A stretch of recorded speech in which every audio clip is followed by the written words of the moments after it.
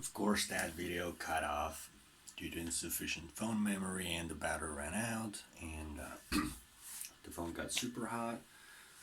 Um, yeah, but I guess that's pretty much all I got to say. I wish I could, like, my main point here is that I've lived almost 40 years on this planet, same as you, and same planet, I mean, and I just feel like I hope I haven't suffered 40 years for nothing. I want to take it as a learning experience, so I would rather help other people with sauna therapy and sauna psychology sessions, natural sauna healing kind of stuff, where, I don't want to use these fancy words, but yes, sauna and ganja has some sacred properties and are great for healing people. But I would just want to try to heal people for free, and then you have to pay if you say that you've been healed. If you haven't, it's all been free. But of course, I wouldn't provide any ganja that you have to get yourself. That would be criminal to offer some, and it's also criminal to just smoke it myself. So I couldn't accept any cops as my customers, even though they would definitely need some traumatic, help with some post-traumatic stress disorder symptoms. And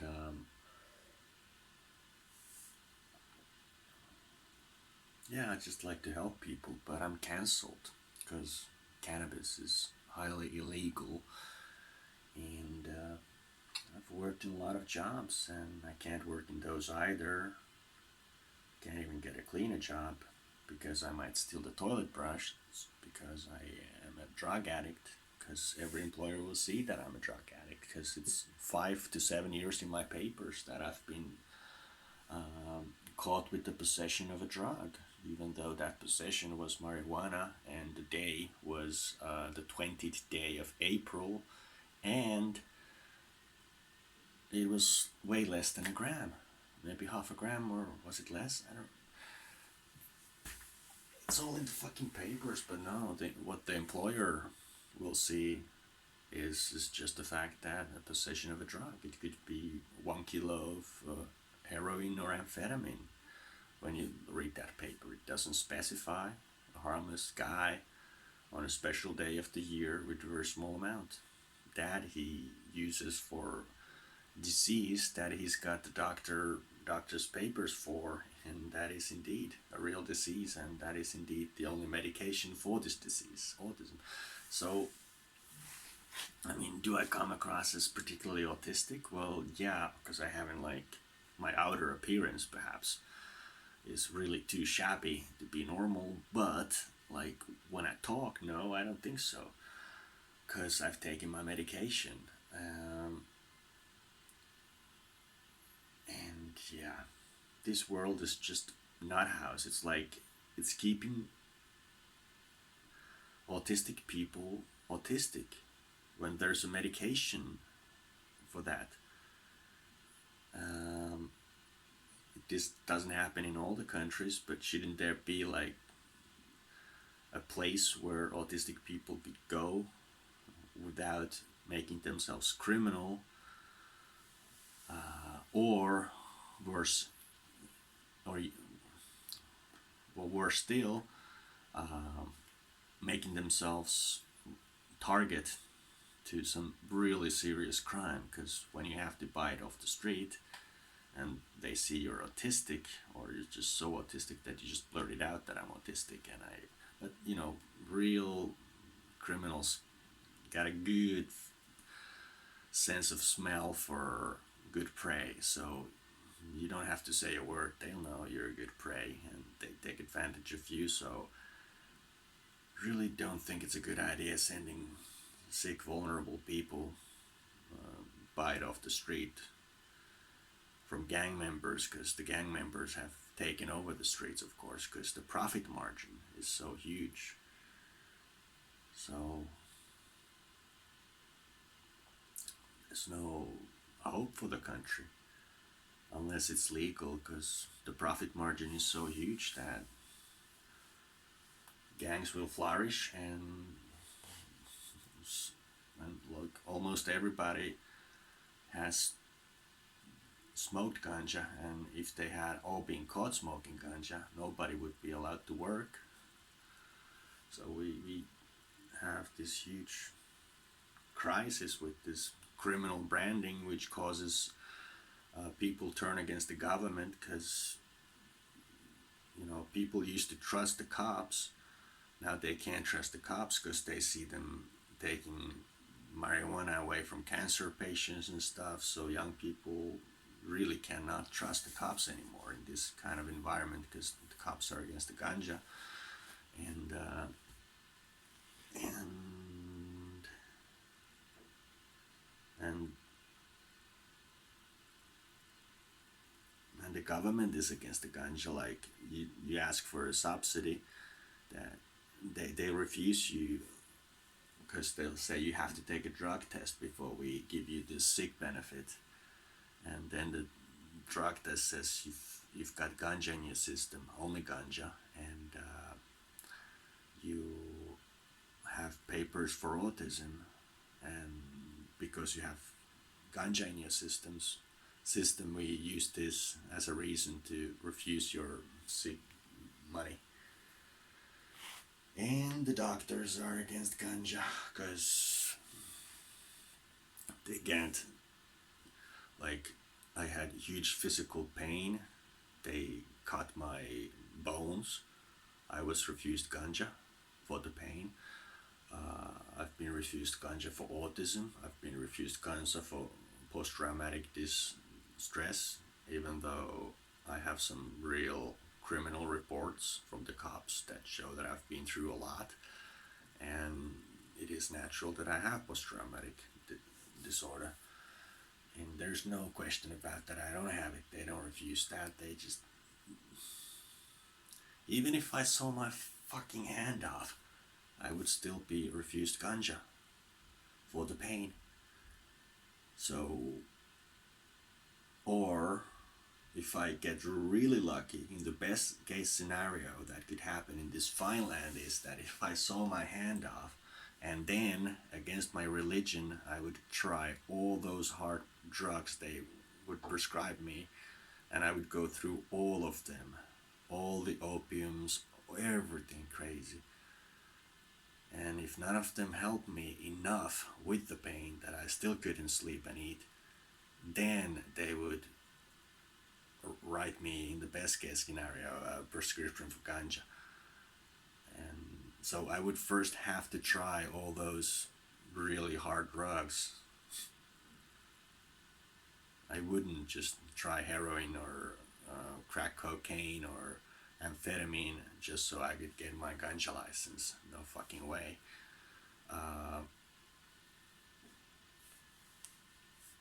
Anyway, if I just had the license, it would change my whole life, because then I'm no longer outcast of the society. Then I'm again a legal member of the society. So I can see a doctor when I get sick without the doctor refusing to help me because I'm a ganja user. I would not be left out of getting the social benefits because I'm a ganja user. I couldn't be kicked out of my house because I smoke ganja on the balcony, where you're allowed to smoke tobacco, but you're not allowed to smoke ganja because it's a legal drug, and the cops will show up and the landlord will know and get you evicted. And and most importantly, I could have a family, because my biological parents wouldn't consider me a criminal because I'm doing something criminal by smoking it and by possessing a small amount, like 2 grams of ganja. And my future children wouldn't be taken away from me because I'm a drug using parent. No, it's just ganja medication that makes me a better parent. My autism makes me a worse parent. And it takes away my autism, so it's good. And it doesn't make me any more intoxicated as right now. I cannot, no matter how much I take. And that is some really strong shit. That's 29%. And I could work. They can't refuse me the right to work because I'm no longer a drug user. I'm just taking my medication. Like, and yeah, but the world is absolutely crazy. And there's all these conspiracies going on about pedophiles, how Ukrainians are Nazis and Nazi pedophiles, and the Clintons, the president, and and all those important Democrats like the Clintons are all baby blood sucking pedophiles, and then there's this change in law for the pedophiles in America, in California, and California, Californicación, la fornicación de la California. I know how to pronounce it, and also there's a lot of fucking talk about pedophilia in the recent days, and whereas I'm not prone to believe these theories about Jewish people setting forests on fire in California with their space lasers, and whereas I'm not prone to believing conspiracy theories about lizard people and blood-sucking Democrats, like drinking the blood of a baby, and that's a common thing amongst Democrats. No, but there's a lot of talk about pedophilia, and it got me thinking, like, okay, much like a psychopath, you wanna, if you're a born psychopath, you wanna live your life in a way that allows you to be a psychopath. So you might, or you wanna torture people. That's part of being a psychopath. So you get your fuel by torturing people. So then you might wanna be a prison guard or something like that, where you can actually torture people. Maybe a boss to some office workers, something like that. A politician, very likely, because you're a great person at pretending. So, what about a pedophile? I was thinking, I haven't read it, but like, I haven't read about it, but like, I haven't heard about it, but like, think. If you're a pedophile, where do you want to work so that you end up fucking kids? Well, first thing that I would think is not becoming a Catholic priest, because like, what kind of an ordinary pedophile would think that they would want to do it in the name of God, or bring God into it? No, I think even pedophiles are afraid of God and consequences like getting killed or tortured for being a pedophile, so definitely they wouldn't want to get caught. So what is the only way to be a pedophile legally? Well, if you want to legally rape children, you got to do it in a war zone. So you better occupy a foreign country and kill all their men and rape their women, and let the pedophiles in your army rape their children.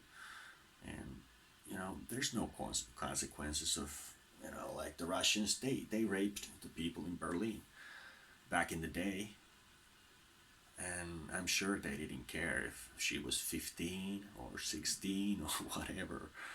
You know, I think it just fuck everything that moves, even if it's a 10-year-old girl if she's good looking. So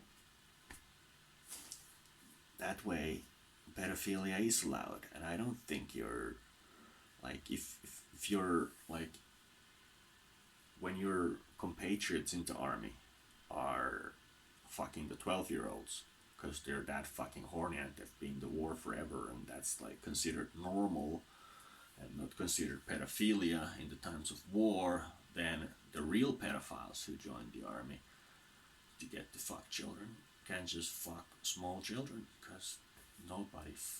I think it's allowed in a war zone, and also other career choice for a pedophile would be indeed a president of the world or a dictator. Like, yeah, sure. I'm sure some people have wanted to be dictators because it's the only way they don't get killed for their pedophilic hobbies. Or just be a very powerful person in politics, like the president, or a lesser person, but still somebody who's not just gonna be like, you gotta be somebody so fucking important that people would actually hide your pedophilia. And since nobody accepts pedophilia, besides the pedophiles themselves, if even them, you have to be really fucking important for other people to help you to hide your pedophilia.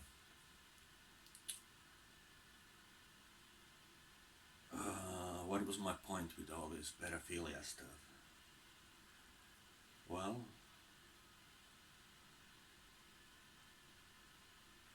just that the world is going so fucking crazy.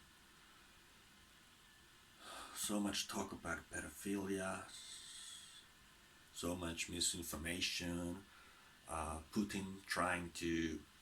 Vladimir Putin trying to bring America on the brink of civil war, and that was almost successful with all that internet trolling. He riled up the American public and got them on the, to take over the, what was it, the House of Congress or something like that, Capitol Hill, and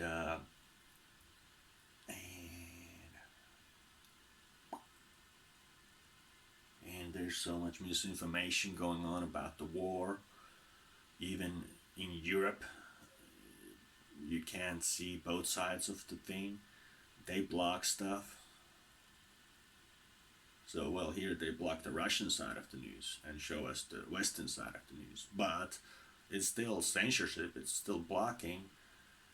So there's just this polarization, this great big division into two different sides. We're all humans, and whereas we shouldn't kill our pedophiles, we should definitely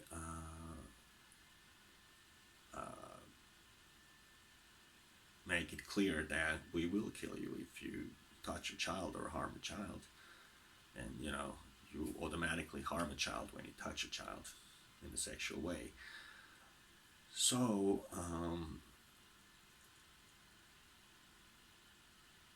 we all humans, we all gotta get together and we gotta understand our differences. Like,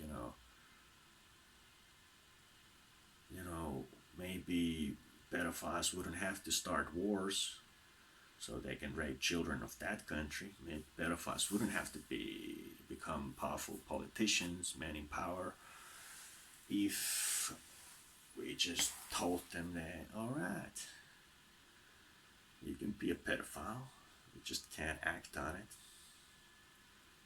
But you don't have to keep this huge dark secret. We don't kill you unless you touch somebody.